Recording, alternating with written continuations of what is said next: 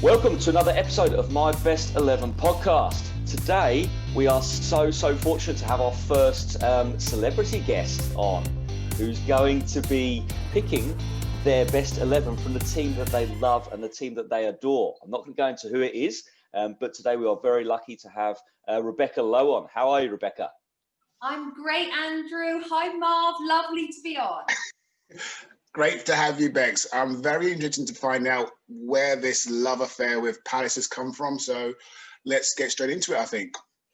Definitely. So what, I don't know if anybody's heard anything or heard these podcasts, those newbies to us. What we like to do is go through formation, then we go through the teams. And as we go through, Rebecca tries to give us a few clues, a few hints about players, also to check her knowledge of the players she's picked. And then what we do from there is you can get as you listen along. So we will dive straight in to, obviously, formation. Now, we know those people in the UK may not know too much about what you're doing recently, but you're still very heavily involved in football or soccer, as all three of our countries like to call it. So formation-wise, what have you gone for? Okay, I just want to put a caveat out there before I even get going on this 1 to 11. Here we go. And the caveat, chaps, is that when I get to the 1 to 11, when it's my best 11, I'm very much highlighting the word my, because it's not the best 11, but it's my best 11, which I hope is my interpretation of you guys' podcast. Okay, cool. So in terms of formation, I've gone old school because it was the only formation that anyone played throughout the 90s, pretty much, which is when I developed my incredible love for Crystal Palace. And so the formation I'm going for is just a very plain 4-4-2. Excellent. Like little a little bit of license in there to just move a few players around so I can get somebody else in. Yeah, flexible. That sounds good. We will jump straight in then. Goalkeeper. Where are we gone with the goalkeeper? So this gentleman, this player, I could have gone with Julian Speroni, who was an absolute servant to our club. And his wife, did you know, is an artist. And I've actually bought some artwork of Selhurst Park off his wife, signed by Julian, which is amazing. And they named a restaurant after Julian. And he's just a brilliant, legendary, underrated goalkeeper. However, I went for a Cornish-born, so born in Cornwall, player who had an amazing moustache and should have had more England caps, and was just an all-round, never made an error. I saw him live hundreds of times. I really don't remember any errors. And you always had real faith in him, whether it was against a penalty, free kick, set piece. You just had faith that this player was going to stand strong and make some unreal saves. Did he play for Leeds as well? Yeah. Yes. Yeah. Nigel Martin? Nigel Martin, yes. Big Nige. I mean, the guy's a legend. The tash is amazing. But I remember because I sat in the top tier of the Homesdale Road end, which was behind the goal. It was a brand new stand when Simon Jordan took over the club. They built the stand and they offered this amazing deal of, I think it was a 6-year season ticket for about £500, which was, I think it was £600 actually, or £500 for 6 years. My dad bought 2 of them as an investment, and it meant that we could go for 6 years and we had the same seat. And I distinctly remember it was coming to the end of Nigel Martin's years, but I remember being behind him, behind the goal, and just always feeling safe. But the problem was there was the likes of David Seaman, even the likes of kind of Chris Woods and those kind of players around at the time. So he never got too much of an England look in. He got a call up, but he was never England's number 1, which I always thought was a crime. But he's my number 1. Rebecca, there's just a quick, why Palace? Well, obviously I think you've explained it because with your dad buying the season tickets, but why football? Why not netball? And I'm not trying to be like sexist or anything, but why not? Like, why football? Love, I was a very talented netball player as well. Let me just fill you in on. No, football, the answer to that is I don't really know. My dad took me when I was, I think, 9. It was the 89-90 season. Palace were in Division 1. It was the right and bright years. And he took me to a game, I think it was against Everton in September of 89, so the beginning of that season.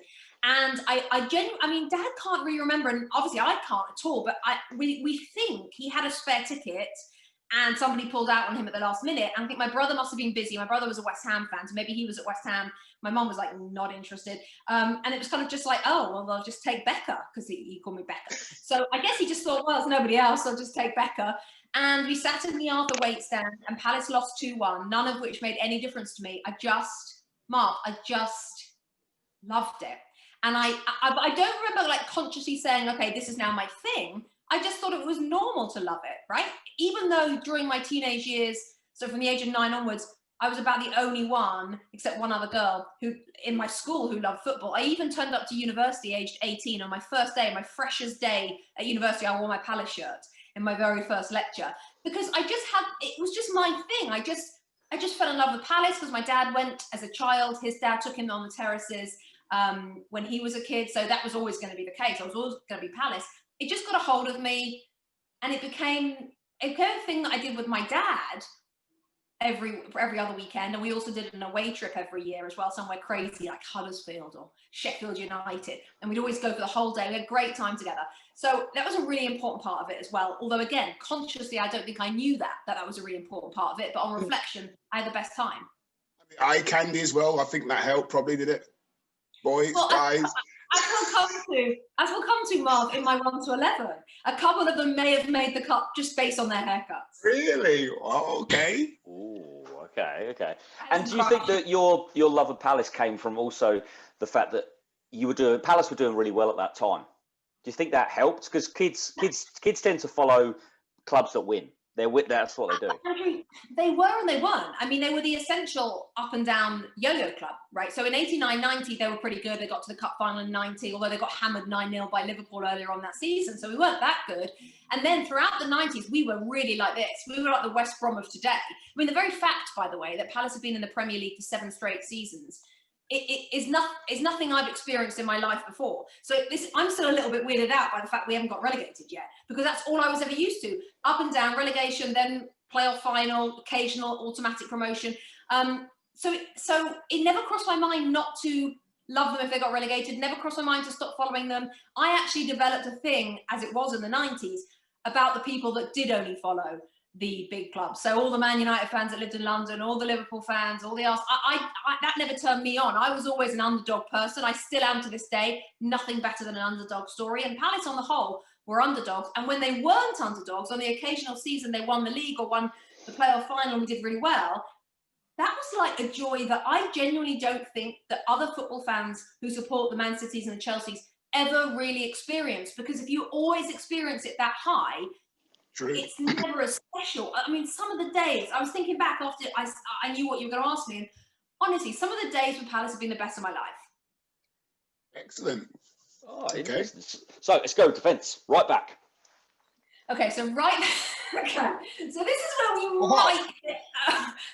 we might hit, when I say my 11, we might hit with somebody who's made the best 11 who wasn't a superb footballer but had an incredibly great haircut, very 90s boy band haircut. He was also, can I just say, Marvin, he was also 10 years ahead of his time. He was a right back who just flew down the wing. I mean, he was basically Trent Alexander-Arnold. I mean, he was in his brown curtains in 1996 was waving in the wind as he just hurtled down that right wing, whipped some brilliant crosses in, played for Norwich, Derby, a few others after that. I'm not sure you're going to get him because I had a major crush on him. Later on, I actually interviewed him for Match of the Day, which was highly awkward. Really? What club was he at then? Norwich in about 2002. And I did a piece with Darren Huckabee and him for Match of the Day about healthy eating. And I quickly realised I actually didn't have a crush on him. But the 90s was spent watching him down that right wing. He had pace. He just went right to the byline to cross it in. And he was a wing back before really wing backs were a thing. I was going to say, but I don't think he was at Norwich, John Pemberton. No, I mean, Ledge, right? FA Cup semi-final, 1990, huge fan of Pembo. I should have got my sticker album.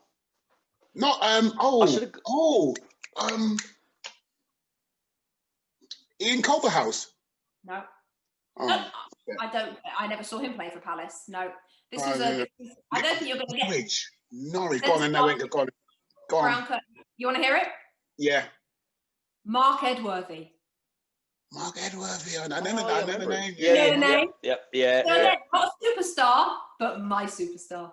No, but he played. He had a career. He had a career in the game, Bex. He was just announced as a Derby ambassador a few weeks ago, I think. So yeah, Mark Edworthy is in at right back.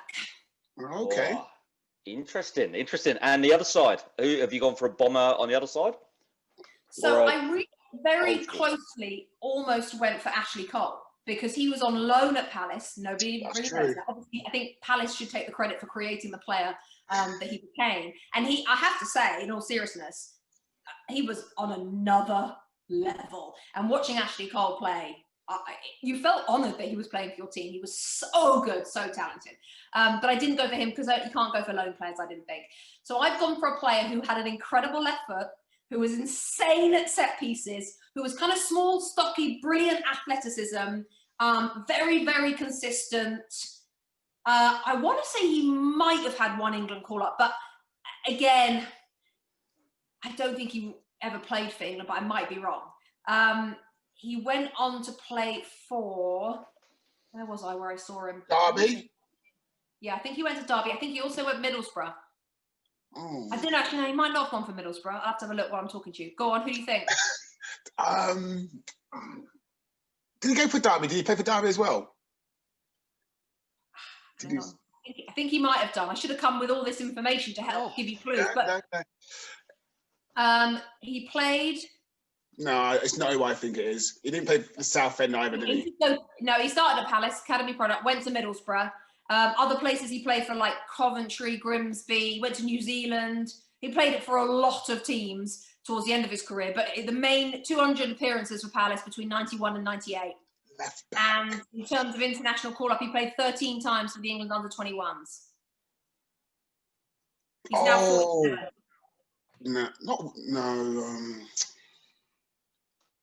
He coaches in Sunderland now. Coaches at Sunderland. Not Warhurst, is it? Warhurst? No, I haven't got it then. You'll pick yourselves. Are you ready? No. Yeah. Go on. Dean Gordon. Dean Gordon. God, what a player! Yes. Do you know what? Do you know who I was thinking of? And I was thinking of oh my gosh, what's his name? Powley. Was he at Palace? Chris Powell. Yeah, Powell. he was at Palace. Yeah. That's what I was thinking. He played before. Yeah. So yeah, Dean Gordon. I remember Dean Gordon. Yeah, he did have a bit of a left foot, didn't he? A rocket on the left foot, to be fair. Rocket, set piece City. Yeah, Dean Gordon. Awesome. So centre backs. Let's go. Let's keep going. On to the. All right. So centre back, which first name that came into my mind. He used to wear. You got to know this. He used to wear a brown headband. He was super tall. Played for Wimbledon as well. You know him already, Mark. They called him the Ninja. He was no nonsense. Don't mess with him. Doesn't really speak to anybody. No one knows where he is now. Ledge. Who am I talking about? No one knows where he is. Eric Young. Yes. No one knows where. Is that the truth? No one knows where he is now. I looked him up. No one knows where he is. But he's one of those players that, you know how some players disappear off the face of the planet after they finish playing? Yeah. And I think I never saw him in any media. Like, he just was Eric Young, did his job, retired, went off, not bothered. Amazing.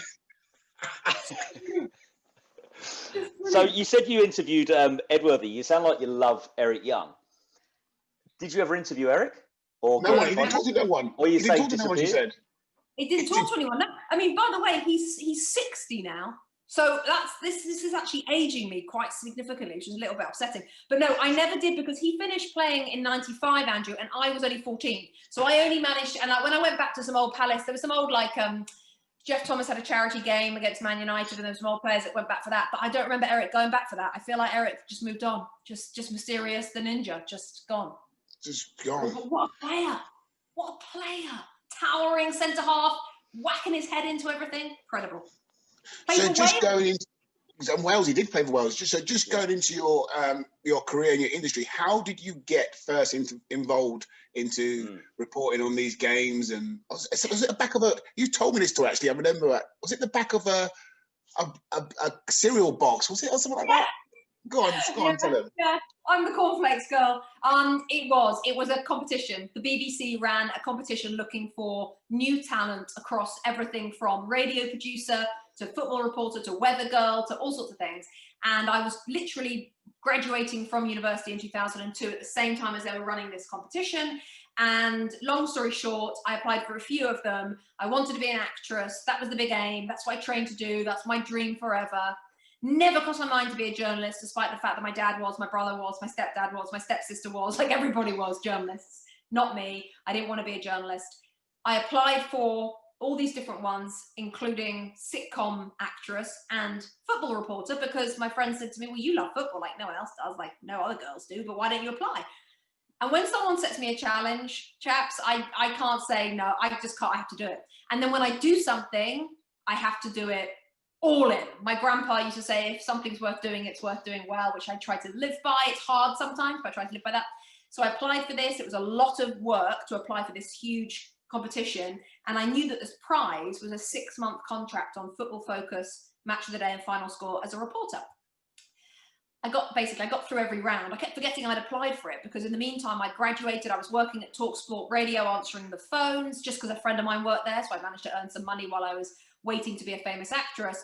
And I would keep getting letters through the door saying you're through to the next round. I thought, what? Oh God, yeah, I forgot about that. And I kept getting through and I finally got to the final 5-6 months later and I had to go to BBC Television Centre, watch Ray Stubbs present Football Focus, which weirdly enough, 10 years later, Stubbsy and I would be co-presenters on our own show together. How weird is that? And do a few other bits and pieces for the BBC. And there was about 7 of us down to the final 7 of this competition. And I remember leaving, always remember this, it was dark, it was October. I walked out of Television Centre at the end of the day, this final, and it was all lit up. Remember how it was all lit up with all the BBC TV Centre? And I hadn't really wanted it up until that moment. And for some reason, I looked at this TV Centre, which obviously isn't there anymore so much, it's flats, I think.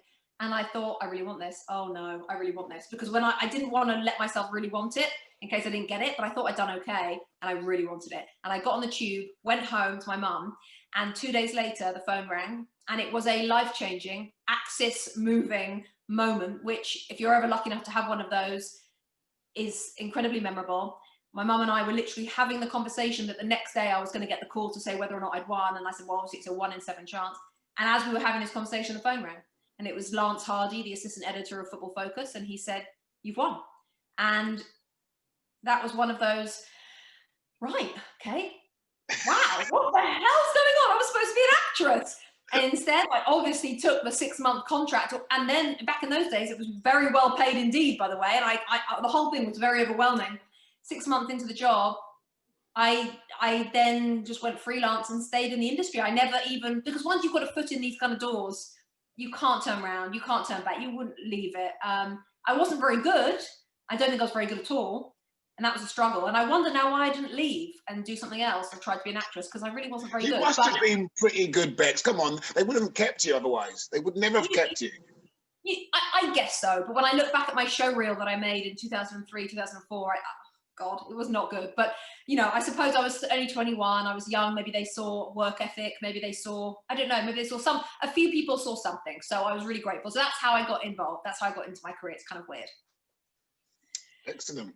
No, it's really great. It's great for inspirational for others, and also for particularly for females as well coming into the game as well. And also, really Andrew, great. I think that it's important that, so I'm sure lots of young people will be listening to this. As I did, I had my heart set on being an actress and thought nothing would get in my way. And my life has not turned out in lots of ways, but my life has not turned out the way I thought it would. And I think that's really important to know, that you can have your heart set on something and go for it, but also be aware and be open to things changing, because when they change, it's not always for the worse. It's actually sometimes taking you where you should be. There's no doubt in my mind, but I'm where I should be. Yeah. And what a plan B. Not bad. Awesome. So move to the other centre back. Who's playing next to Eric? All right, so this is where I've slightly moved the goalposts, excuse the pun. He played in midfield mainly for Palace, but at his other club, he played in centre-half role a lot more, and he did play in centre-back role for Palace. I saw him a lot, I watched him a lot. My dad predicted he would be an England captain one day. He was wrong, but he wasn't that wrong, because he is very into England right now. Got it. And you got it? No. No.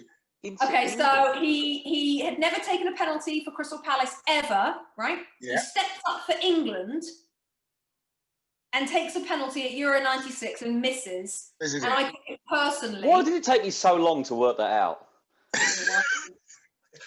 When you said about the midfield, I thought I knew it straight away. I thought, because I'm now thinking of the era. Well, that's what's coming into my head. Yeah, so was I. I had Chris Coleman in my head. No, Southgate. I had Chris Coleman, and then I decided Chris Coleman was my number 2, but I moved him out so I could put this person into the back so I could get somebody else in midfield. So that's why I've gone for this guy. And at Middlesbrough, to be fair, he plays centre back. Yep. Gareth Southgate, yes. Yeah. Gareth.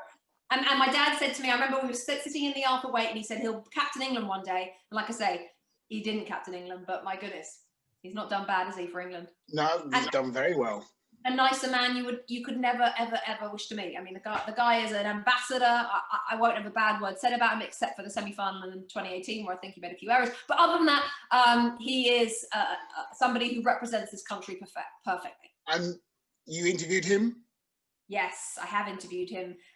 I've interviewed him when he wrote a book about his days at with Andy Woodman, his best friend, the old goalkeeper at Palace. I've interviewed him a few times. Yeah, it's such a nice guy. I love him. And I've seen a few reels. Is he up there with Sir Alex, or is Sir Alex just way out in front of everyone else? In terms of interviews? Yes. Well, if you'd asked me a few years ago, maybe 8 or 9, 10 years ago, who I'd rather interview, I'd have said Gareth Southgate, because Sir Alex Ferguson would. I mean, I tell this story a lot, Marv, but when I very first was waiting in the tunnel at Old Trafford in 2009, when I just got the job with ESPN as the sideline reporter for the Premier League, and I was waiting to do my pre-match interview with Sir Alex, and I'd never interviewed him before. I don't think he'd ever heard of me.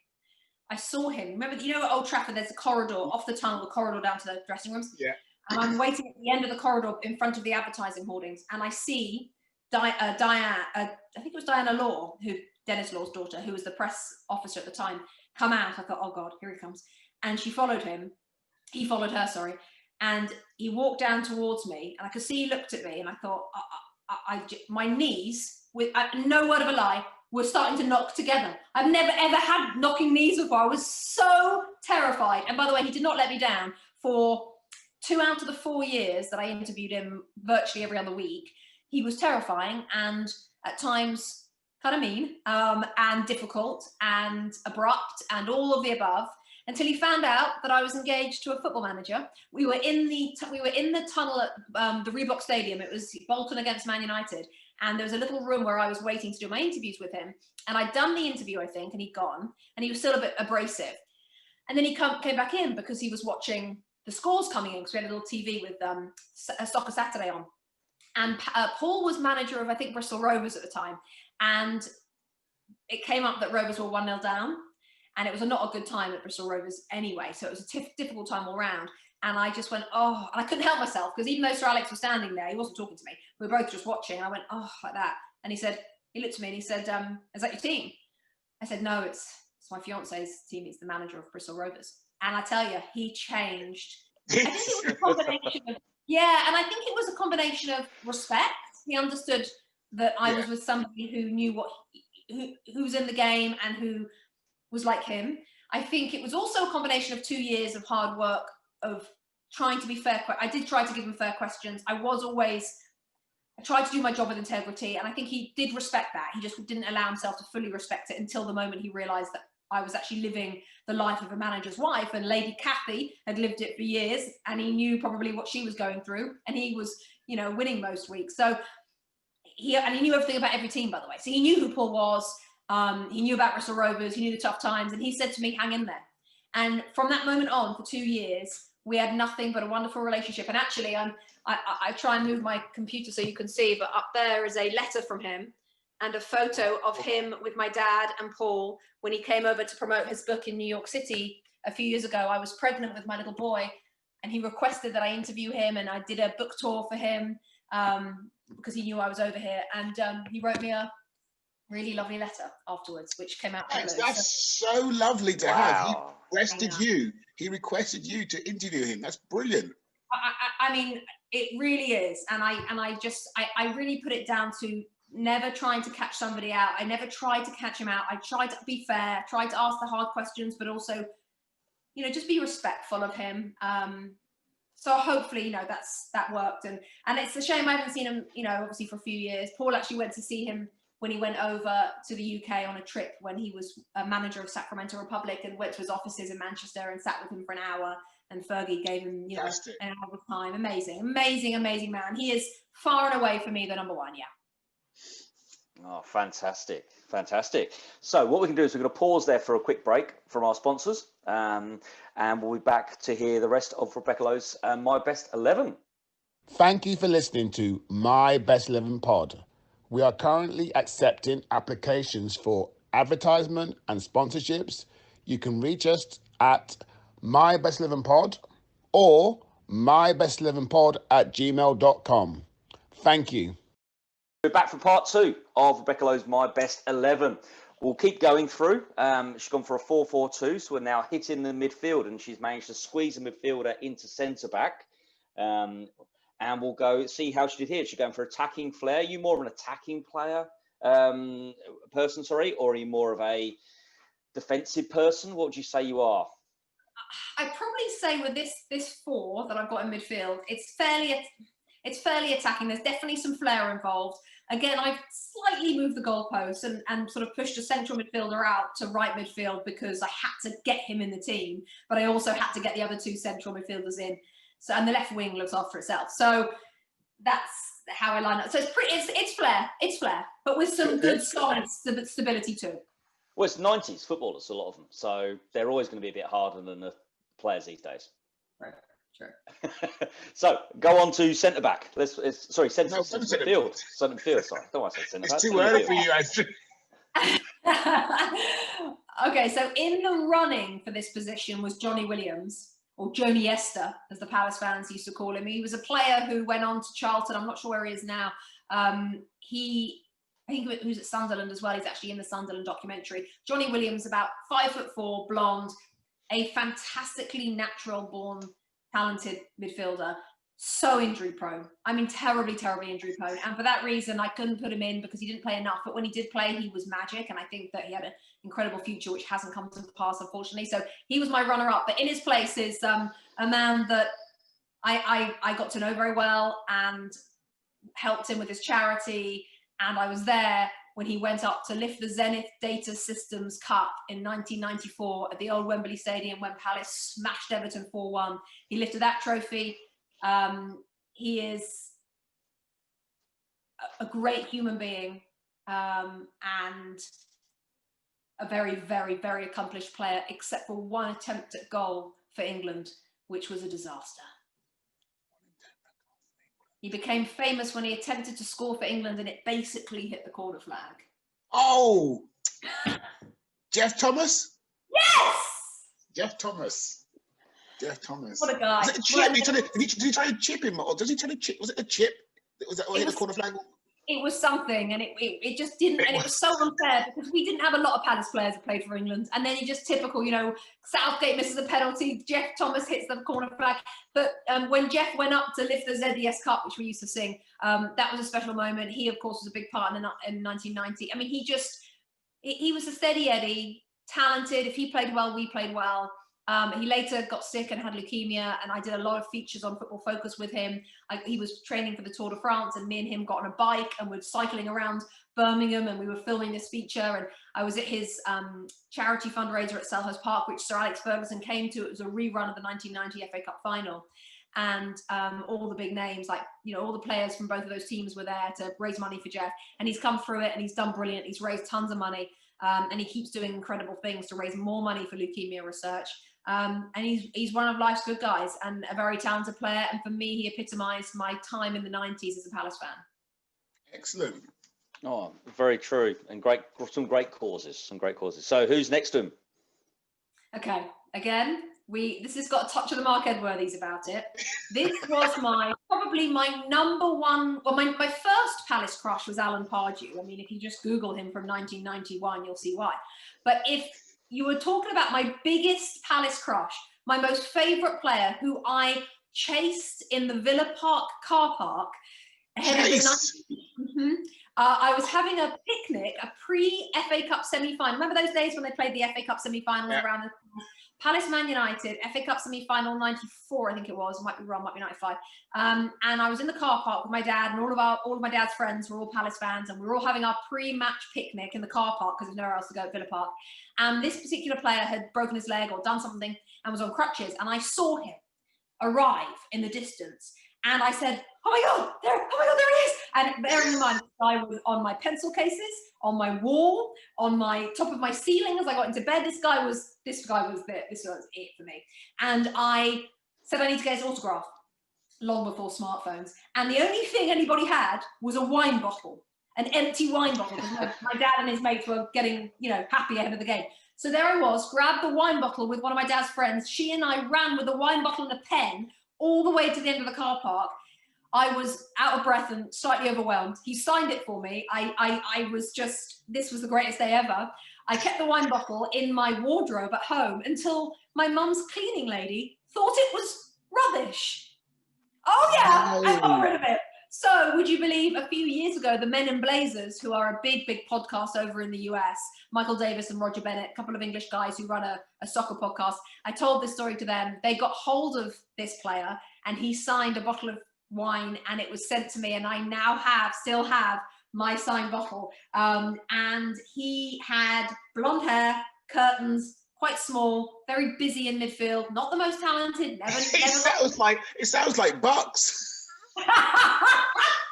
He does. Do you know what? He's very similar to my husband in lots of ways, like the way he looked, and like absolutely like number 8, just like, although I think Paul was number 7, but just like really like industrious and really put a shift in, steady Eddie with a decent strike on him. Any idea? I still haven't. Did he go? Where else did he go? Did he go anywhere else? I mean, nowhere. I mean, I want to say he came from Bognor Regis. No, I'm not gonna get it. You'll know him when I tell you him, but he was, he for anybody else, he's the most kind of inconsequential footballer. For me, he was my entire 90s. The only blonde curtains person I've got, but I don't think he would never play for you, someone like Stuart Nethercott. But I don't think he ever played for you, did he? No, no, he didn't. No, we never had Nethercott. This guy started at Bognor Regis Town, went to Palace from 90 to 2002, so 12 years. 276 appearances for Palace. He went on loan to Man City, bizarrely, in 96, Stoke in 97 for a few appearances, and then ended his career at Woking and then a few appearances at Brighton. And I think he's now a chauffeur. 200 and odd appearances for Palace. He had 200 odd. 276, Marv. I mean, to say he was a legend is an understatement. Oh no! Was he a centre up? No. You said small, wasn't you? You said small. Quite small. And he had a nickname. They called him. His nickname was Jolly. I'm not gonna. I've just blank. Right. Go on. The player in question is Simon Jolly Roger. Simon Roger. Do you remember Simon Roger? Yes, I do now. Simon Roger, right. Blonde curtains. Yeah. The best. Simon Roger. Again, very much my best 11, not the I best. know, yeah. but I did think for the split second there that it sounded like Bucks. You're describing Bucks there, little running around. Boy band, hearing, Louis Vuitton watch bag. Oh, funny. Right, Simon Roger. Yeah, I remember him. Yeah. So let's move on to the wings. Let's go. Let's see where we are. You described your love, and then. Okay. So we'll start with left wing, shall we? Yeah. Yep. Not hard at all. No. Top 5 best players to ever play for Crystal Palace is playing right now, although he's tested positive for COVID, so couldn't play at the weekend. The player who is Palace through and through, although he left but came back. Just the magic at his feet, magic in his toes, loves the game, loves the club, loves the area, has given a huge amount back, continues to give a huge amount back. Yes, he moans a bit. Yes, he kind of gets hacked down a bit. And yes, sometimes he's a bit moody. And he puts a transfer request in every summer. Maybe he does do that too. But, other than that, I think his loyalty is unquestioned. I would like him to finish his career at Palace. I mean, he is, I think, 28. So as you both know, I'm talking about Wilfried Zaha. Yeah. Is he 28 now? He's 28, and which is now a point to which I believe he's probably gone past the moment of leaving. I know he still probably doesn't believe that, and he wouldn't want to hear anyone say that. But I believe he's kind of, he's 28. He just turned 28 day before my birthday. Yeah, so he's peak. But I just don't know if we're seeing. He's been in decent form. He's not been in amazing form recently. I'm not sure anyone's going to come in for him in January. How long was he at United for? It was very short. All of a year. I mean, he was there. He was Ferguson's last acquisition, and then he went out on loan to Cardiff, and then he came back on loan to Palace, maybe a year or two. And then it went wrong with David Moyes, and he's just unlucky that he went that year. If he'd gone a year before Fergie left in 2013, if he'd gone in 2012, I think it could have been so different, because he could have had a year under Fergie to establish himself. He's just not really a United player. I mean, he is and he isn't. I mean, he's not like Giggs. I don't know. I was so happy for him, and we were all so happy for him, but then obviously we were happier that he came home. But actually, I would have loved him to have been, there's nothing better if you're a Palace fan than a player leaving and going on to great things, because you feel like your club played a part in that, and he deserved it. And he is a superbly gifted player. I mean, some of the things he can do is insane. And some of the things I'm told he does in training is even more insane. You think, Bex, that the potential what he had and the player he was at Palace, he was a creative player, a flair player, and he's gone to United now, and he's not hit the ground running. They're probably thinking, waste of money, or there's a lot more expectation on someone like him rather than a defender. If they're signing a defender from Palace, if that makes sense, sort of thing. Makes total sense, Marv. I also think that he was young. I think he was 24-ish, and I think he bought a Ferrari in the first week, and didn't sort of shy away from that being public. It's just not ideal. It's a bit Memphis Depay about it. It's just not ideal. This is where advisors need to come in and, right, you're going to Man United, you're 24. Everything you do, let's do behind closed doors. Let's just look like a bit like Daniel James, right? He went to Man United really young. All you know about Daniel James is he's pretty good. He could be better, but he's pretty good. And you don't ever hear about Daniel James off the field. Now, I think Zaha's a better player, but James has been exemplary in his professionalism and the way he's just dug in and done everything needed. And I think Zaha could have been advised better, because the expectations were super high. And I don't think he set himself up brilliantly for that. But, I also think he probably got it was just a bit unfair. I think he wasn't really given a chance, and Moyes it was a mess under Moyes, and that was just poor timing for him, He's not really a David Moyes player. No, I mean, could you get less of a David Moyes player? And that's, I think, I think I'm right in saying he might have mentioned that at one point in an interview of kind of, Fergie bought him in the January of 2013. I want to say he might have even loaned him straight back out. I can't remember. But he bought him, and I think Zaha's even said occasionally, like why did Moyes come in? Because not really who I am, I don't remember any players playing for Moyes like Wilfried Zaha over the years. Yeah, he's got a left back on left midfield, hasn't he? So yeah, that's who he's got playing from right hand side. So this player is not a right hand winger. He's not a right winger. He's a midfielder. Midfielder. Yeah, but he's a player. I mean, you're going to get him almost immediately when I start giving the clues. He came to Palace, and it was one of those pinch yourself moments. There were two of them who came from Italy. Michele Padovano, or Michel Padovano, who was not bad, and this other player. And we had a great song for him, and he did things on a pitch I'd yet to see in live football. I'd never seen Gaza play live, so he was the only other player that people used to talk about when you see him live. Some of the things that Gaza used to do was phenomenal. Some of the things this guy used to do, even though he was coming towards the end of his career, was amazing. And he was the result of Mark Goldberg, I think it was, taking over the club. I think that was when it was. And he just wanted to splash the cash, and he brought and make a name for himself. Obviously, he went bust and Palace went bust, but this player came in, and he was silky, he was smooth, he was classy, and he was as good as we had hoped he would be, if not better. We knew he was brilliant from his time in Italy, but I can't think of it. Was he as good a manager as he was a player? Because he took over manager for a while, didn't he? He did take over manager for a while, and he wasn't great. He's got no hair, but we don't care. He played for Sampdoria, Marv. Yeah, but I was thinking of there's two you signed, wasn't there? Two players from Italy. Yeah, Michel Padovano. Lombardo? Yeah. That's it. Attilio Lombardo. He's got no hair, but we don't care. I never knew he was a central midfielder. I thought he was a winger. Anyway. No, well, I don't remember him as a winger for Palace. He was always in the middle of the field. Maybe because he was coming towards the end of his career when he was at Palace. He was a bit older. I don't think he certainly wasn't hurtling down the wing very often. I just remember him like running the game from the middle, just running it. So getting back to my last question, you kind of avoided. Was he as good a manager as a player? No, I don't. I mean, no. No one cared because he's like the nicest man ever, and he wanted to be Palace manager, and we were like, sure, no problem. But I don't seem to remember he did very well. My memory's not great at those times. It wasn't for very long, and it was a bit of a stopgap. No, I don't think he was a great manager. What a player, though. What a player. I think him being manager of Palace is almost as weird. The weirdest one I've ever seen is Edgar Davids being manager of Barnet. I still reckon, and I've seen Edgar Davids down there, it's weird. Very weird. He played for Palace actually for a while, Edgar Davids. He was rubbish when he came to us. But yeah, you're absolutely right. That was Gazza being manager of Boston United. I went to interview Paul Gascoigne after he was manager of Boston United, and that was very weird. I was like, this is insane. He was like, yeah, loving Boston. I'm like, oh, I don't think you are.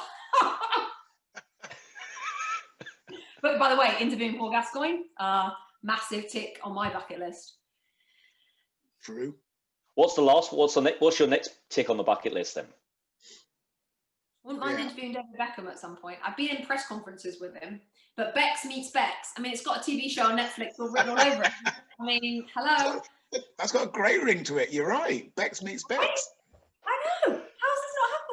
How has this not happened? Exactly. So one day. Would Stubbsy pull age rank on you? Well, I'm not with Stubbsy anymore. That's all right. Stubbsy back in the day would definitely have done that, and experience and age and all the above. But no, luckily now I'm by myself in my company. There isn't anyone sort of older than me. I'm getting old now, Andrew. So I think I'd get a decent chance at it if we were ever offered it. And of course, he's in Miami a lot, and you never know. Bex meets Bex is on the horizon. I like the ring of that.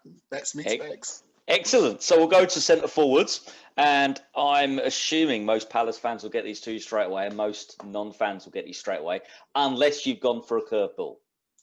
So I thought about curveballs, and I thought about Dougie Freedman walking in a Freedman wonderland. There's only one Dougie, because he was just fabulous, and we kept up. We think we stayed up in the Championship, or the Ensley League Division 1, I think as it was then, because of a goal that he scored against Port Vale, I think it was. I was in a pub at university and went crazy, so thank you to Dougie Freedman for that. He's director of football, though, at the moment at Palace.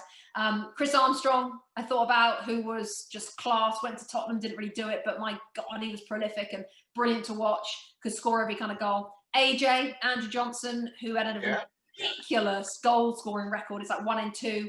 He's now a Palace ambassador. We loved him. He was our real kind of Premier League player. Went on to Everton for like 10 million, did quite well.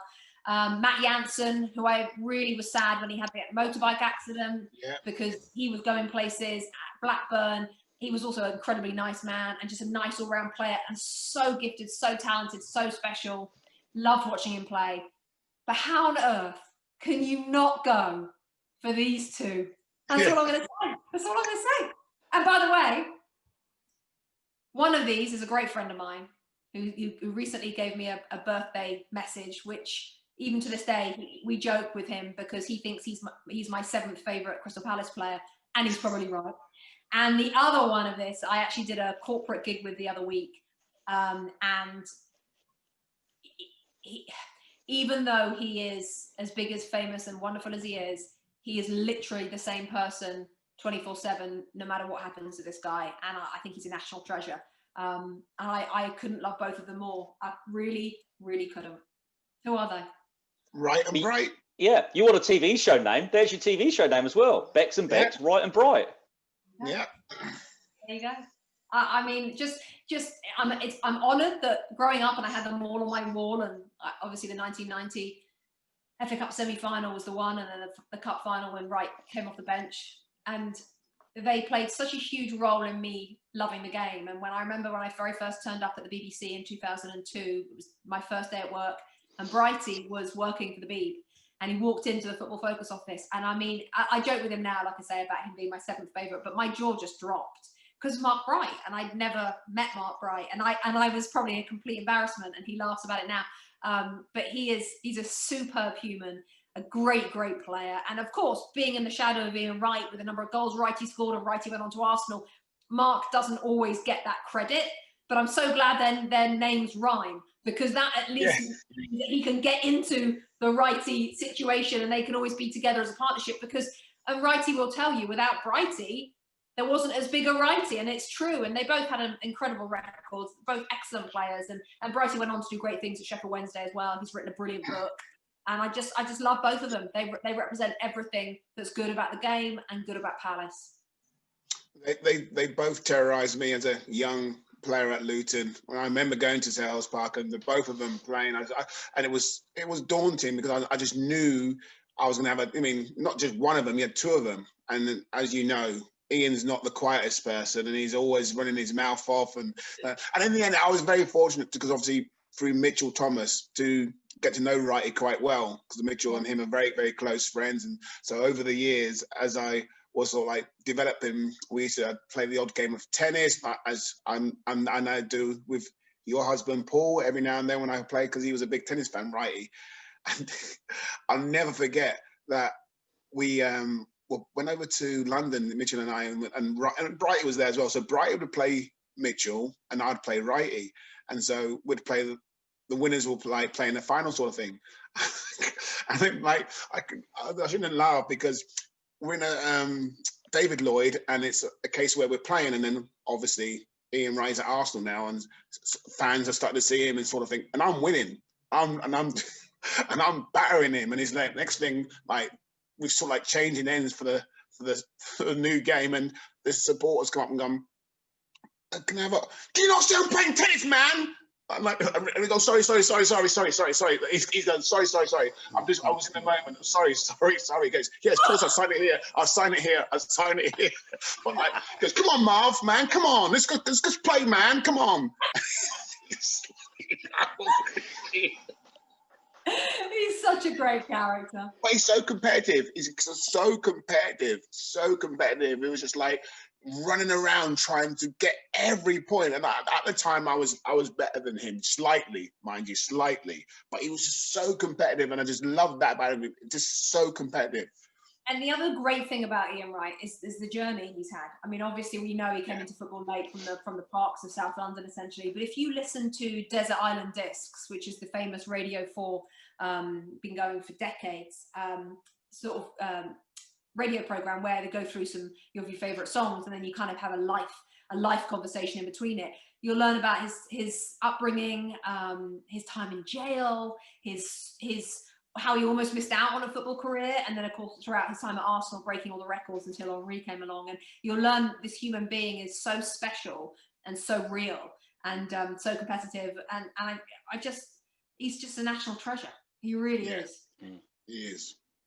No, he is. You're right. If anybody gets over his book, it's a fantastic book. Fantastic read. Yeah.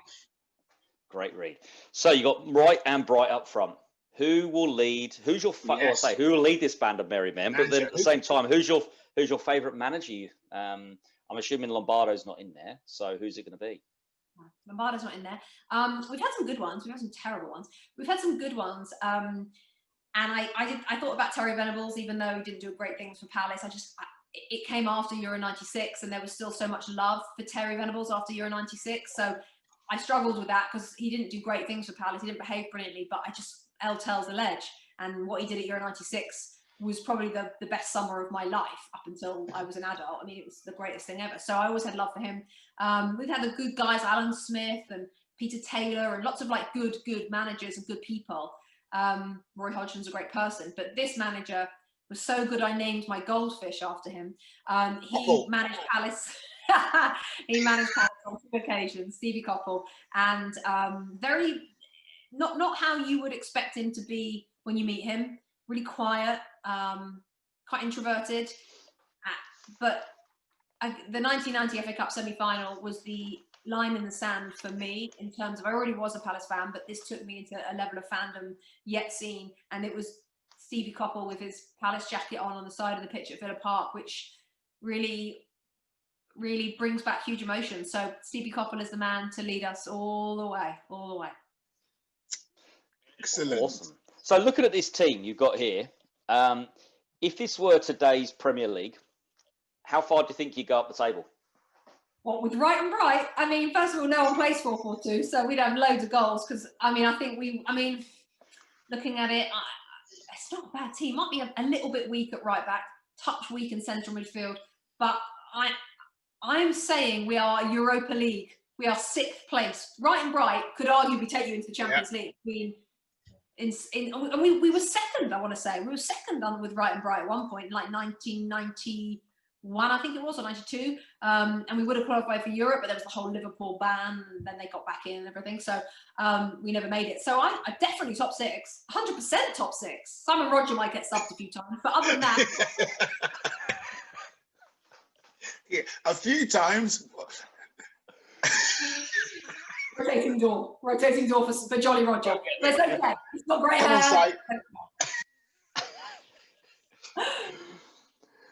Okay, so I mean, we always try and end up with your most favourite Palace game and why. What would that be? I mean, I'm lucky enough, Marv, Andrew, to have gone to many a playoff final. Shipley scoring the winner for Palace against West Ham under Ian Dowie at the Millennium Stadium.